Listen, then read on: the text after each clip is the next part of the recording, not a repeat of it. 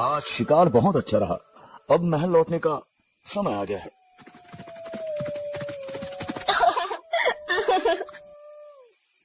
ये आवाज कहां से आ रही है? चलो देखते हैं।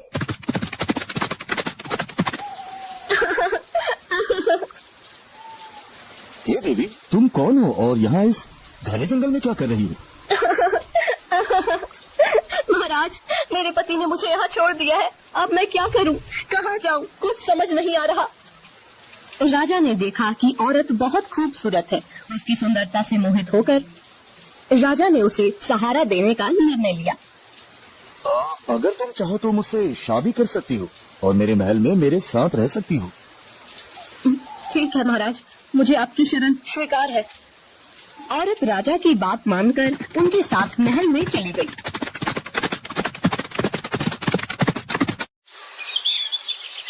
दोनों ने शादी कर ली। राजा वीरेंद्र की पहली पत्नी रानी सौम्या ने न चाहते हुए बड़ी मन से दोनों का महल में स्वागत किया। रानी सौम्या के 2 पुत्र थे, राजकुमार आदित्य और राजकुमार धीरेन। वो दोनों बड़े ही चंचल थे, परंतु छोटी रानी सुष्मिता के महल में आने के बाद से दोनों चुप से रहने लगे। हमें कुछ ठीक नहीं लग रहा।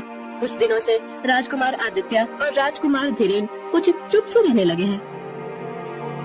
अरे बड़ी महारानी, आप व्यर्थ में चिंतित हो रही हैं। राजकुमार ठीक हो जाएंगे। हम वैद्यराज जी को अभी संदेश भिजवाते हैं। जी महाराज, आप कह रहे हैं तो हम मान लेते हैं।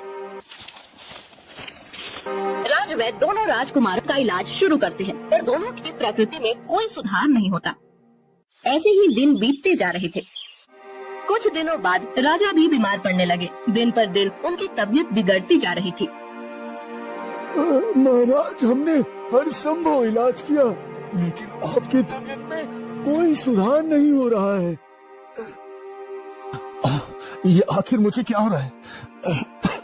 जब कोई सुधार नहीं हुआ तो राजा ने मशहूर वैद्य महर्षि चरक जी से मिलने का निर्णय लिया।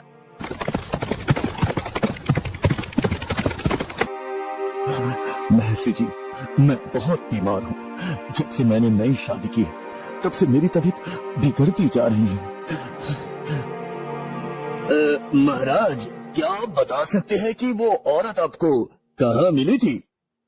महर्षि, वो मुझे जंगल में मिली थी जब मैं शिकार से लौट रहा था। महाराज, वो औरत नहीं, इच्छाधारी नागिन है। नागिन, उसके जहर के कारण ही आप बीमार हो रहे हैं। महाराज, मुझे विश्वास नहीं हो रहा कि मेरी नई रानी नागिन है। आप एक काम करें, महल जाकर हर जगह से पीने का पानी हटा दे और कुएं को ढक दे। फिर आधी रात को उसे कहें कि आपको बहुत प्यास लगी है और पानी चाहिए। देखना वो पानी कहाँ से लाती है। राजा ने वैद्य महर्षि चरक जी की सलाह मानी और महल में सभी पानी के बर्तन खाली करवा दिए और कुएं को ढकवा दिया।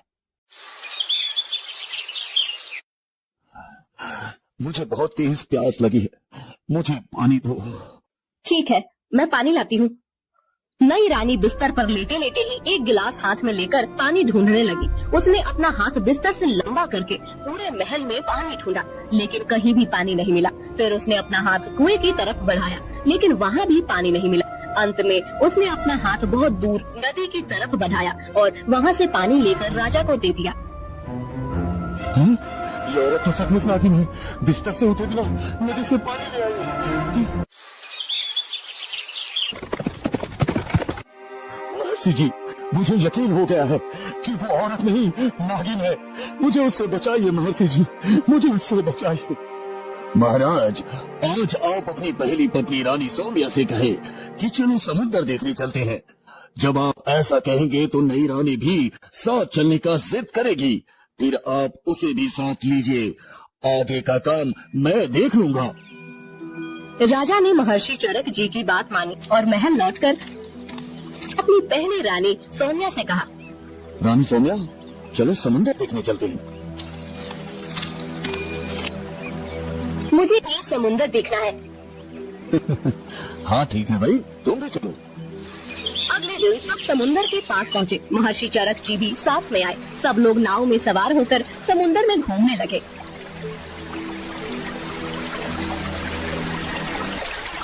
ये समुद्र बहुत गहरा है। आज तक कोई भी इसकी गहराई का पता नहीं लगा पाया। मैं समुद्र की गहराई का पता लगा सकती हूँ। अरे जब बड़े बड़े तैराक और नाविक आज तक इसकी गहराई का पता नहीं लगा पाए तो तुम कैसे लगा सकती हो? ठीक है, मैं समुद्र में कूदने जा रही हूँ। जब मैं तल तक पहुँच जाऊंगी तो अपना हाथ हिलाऊंगी, तब आप लोग समझ जाना कि समुद्र कितना गहरा है। अच्छा ठीक है, करके दिखाओ। नई रानी समुद्र में कूद गई। उसके कूदते ही महर्षि चरक जी ने नाव को तट की तरफ भगाने का आदेश दिया। महाराज जल्दी से नाव को तट की तरफ ले चलिए, जल्दी करिए महाराज। और एक किस्म की दवा पानी में फेंकने लगे। नागिन ने जब समुद्र तल तक पहुंचकर हाथ हिलाया तो वह महर्षि चरक जी की दवा से पत्थर बन गई और वही जम गई। महर्षि आपने मेरी जान बचाई, इसके लिए मैं आपका हमेशा ऋणी रहूंगा महर्षि, हमेशा आभारी रहूंगा।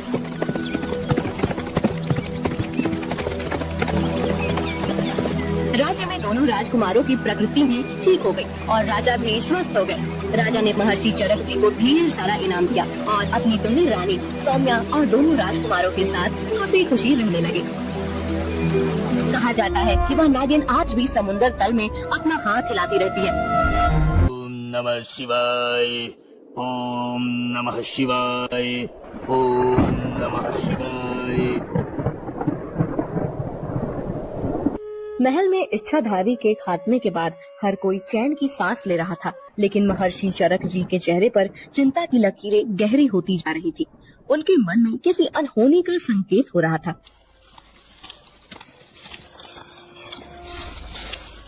महाराज हमें ये सोचकर संतोष नहीं करना चाहिए कि वो इच्छाधारी नागिन को समुद्र में कैद करने से सब कुछ समाप्त हो गया। उसकी आत्मा इतनी सरलता से मिट नहीं सकती महाराज। क्या महर्षि आप क्या कहना चाहते हैं कि वो नागिन अभी भी हमारे बीच हो सकती है? हाँ महाराज, मैंने ध्यान लगाया था और मुझे आभास हुआ है कि उसकी शक्ति अभी भी इस भूमि पर विद्यमान है। ओम नागिनाय स्वाहा, ओम नागिनाय स्वाहा, ओम नागिनाय स्वाहा, ओम नागिनाय स्वाहा। दूसरी ओर समुद्र के गहरे तल में जहाँ नागिन की आत्मा को महर्षि ने एक पत्थर में कैद कर दिया था, वहाँ एक दुष्ट तांत्रिक ने अपनी साधना शुरू की थी। उसका लक्ष्य था नागिन की शक्तिशाली आत्मा को मुक्त कर उसके माध्यम से अपनी शक्ति बढ़ाना। ओम नागिनाय स्वाहा, ओम नागिनाय स्वाहा। तेरी शक्ति को मैं बुलाता हूँ। ओ नागिन, इस संसार में वापस आ, वापस आ। समुद्र की लहरें बढ़ने लगी। पानी में से एक तीव्र नीली रोशनी उभरने लगी। वह पत्थर जिसमें नागिन की आत्मा बंद थी धीरे धीरे फूटने लगा। अचानक एक भयंकर गर्जना के साथ नागिन पत्थर के बाहर आती। मैं मुक्त हो गई। इस संसार ने मुझसे जो लिया, अब मैं उसे वापस लूंगी।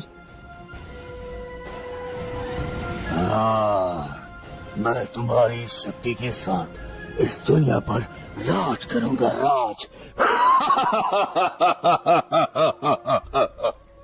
तांत्रिक की योजना थी कि वह नागिन की शक्ति का उपयोग कर पूरे राज्य को अपने नियंत्रण में ले। ये तो संभव नहीं है तांत्रिक। नागिन ने अपनी कुटिलता से तांत्रिक को धोखा दिया। वह उसे मारकर उसके सारे जादू पर कब्जा कर लेती है। अब नागिन पहले से भी शक्तिशाली हो चुकी थी। कोई भी मेरी शक्तियों को नियंत्रित नहीं कर सकता। अब मैं अपना बदला पूरा करूंगी और उस राजा वीरेंद्र को तबाह करूंगी जिसने मुझे कैद किया था। महल के बगीचे में एक दिन रानी सौम्या टहल रही थी। अचानक उन्हें ऐसा महसूस हुआ जैसे कोई उन्हें देख रहा है। एक अनजानी घबराहट उनके दिल में घर करने लगी। ये हवा इतनी तेज क्यों हो गई? कोई यहाँ है क्या? अचानक एक अदृश्य शक्ति रानी सौम्या पर हमला करती है। उनके गले पर एक ठंडी नागिन जैसी छाया महसूस होती है। वे घबराकर पीछे हटती हैं, लेकिन वह छाया धीरे धीरे गायब हो जाती है। सौम्या समझ जाती है कि यह कोई सामान्य घटना नहीं थी। एक रात जब पूरा महल गहरी नींद में था, नागिन ने अपना रूप धारण कर लिया। वह एक सर्पनी के रूप में राजकुमारों के कक्ष में प्रवेश करती है। अब मैं अपना बदला पूरा करूंगी। राजा वीरेंद्र के प्रिय पुत्र अब मेरी कैदी होंगे।